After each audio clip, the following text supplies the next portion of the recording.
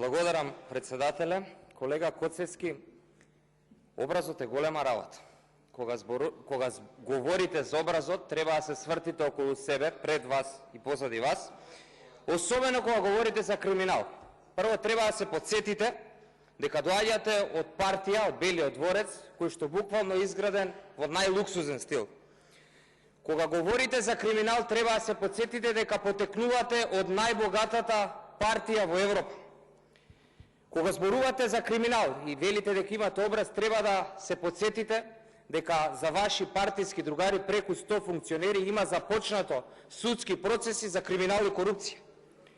Кога говорите за криминал, треба да имате образ и да се подсетите дека вашиот партиски лидер изградил куќа од 1 милион евра. И тоа не го кажувам јас, тоа го кажуваат портали на кои што вие како политичка партија нарачувате текстови. И јас знам дека во вашите говори има голема горчина и дека тука со денови говорите се со цел да ја намалите горчината, затоа што бевте излажани. Бевте излажани дека ќе има ново парламентарно мнозинство.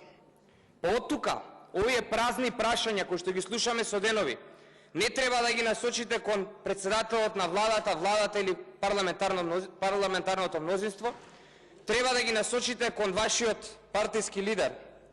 Треба да го прашате зошто ве лажеше дека ќе има ново парламентарно мнозинство, зошто ве лажеше дека час поскоро ќе има предвремени парламентарни избори. Треба да го прашате зошто ве дриблаше на мали голшиња за вие тука да зборите се и се што додека он трупаше имот.